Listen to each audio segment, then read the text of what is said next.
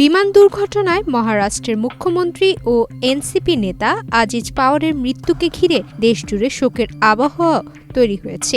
একই সঙ্গে এই দুর্ঘটনার পেছনে ষড়যন্ত্র থাকতে পারে বলে ইঙ্গিত দিয়েছেন পশ্চিমবঙ্গের মুখ্যমন্ত্রী মমতা ব্যানার্জি। তার এই মন্তব্যকে ঘিরে রাজনৈতিক মহলে তীব্র আলোড়ন শুরু হয়েছে। বুধবার সকালে মহারাষ্ট্রের বারামতি এলাকায় একটি চার্টার্ড বিমান দুর্ঘটনায় আজিজ পাওয়ার সহ মোট ৫ জনের মৃত্যু হয়।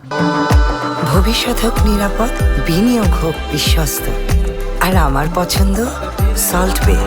ওয়েলকাম টু সল্ট বে। এ ঘটনার পর গণমাধ্যমের সামনে মুখ্যমন্ত্রী মমতা ব্যানার্জি শোক প্রকাশ করেন এবং দুর্ঘটনার কারণ নিয়ে গুরুতর প্রশ্ন তোলেন। মমতা ব্যানার্জির দাবি, আজিজ পাওয়ার খুব শিগগিরই বিজেপি নেতৃত্বাধীন এনডিএ জোট ছেড়ে বিরোধী জোট ইন্ডিয়াতে যোগ দেওয়ার কথা ভাবছিলেন। তিনি বলেন, কিছুদিন আগে আমি পড়েছিলাম এক নেতা বলেছেন যে আজিজ পাওয়ার বিজেপি ছাড়তে ইচ্ছুক।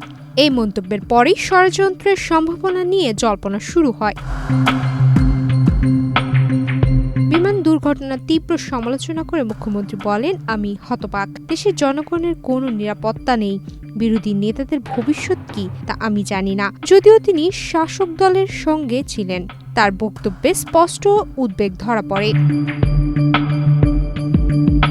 মমতা ব্যানার্জি এই ঘটনার নিরপেক্ষ তদন্তের দাবি জানিয়ে বলেন, সুপ্রিম কোর্টের তত্ত্বাবধানে সঠিক তদন্ত হওয়া দরকার।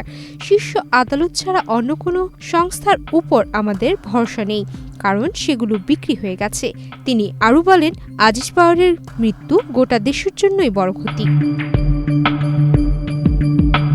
এদিন দুপুরে সিঙ্গাপুরে একটি সভা থেকেও মমতা ব্যানার্জি এই দুর্ঘটনার কথা উল্লেখ করেন। তিনি বলেন, আজ সকালে বিমান দুর্ঘটনায় অজিত পাওয়ার মারা গেছেন। আমি অত্যন্ত দুঃখিত ও শোকাহত।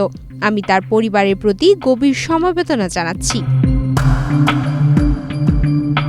মমতা ব্যানার্জির বক্তব্যকে সমর্থন করেছেন উত্তরপ্রদেশের সাবেক মুখ্যমন্ত্রী ও সমাজবাদী পার্টির প্রধান অখিলেশ যাদব। তিনি বলেন, মমতা ব্যানার্জি যদি তদন্তের দাবি করেন তা একেবারেই ন্যায্য।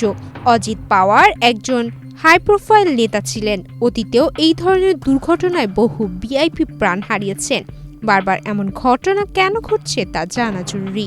অজিত পাওয়ারের অকাল মৃত্যুর পর দেশজুড়ে শোকের ছায়া নেমে এসেছে। একই সঙ্গে এই দুর্ঘটনা নিছক দুর্ঘটনা নাকি এর পেছনে অন্য কোনো কারণ রয়েছে তা নিয়ে প্রশ্ন ক্রমেই জোরালো হচ্ছে। সুমাইয়া মিতু, বাংলাদেশ প্রতিদিন।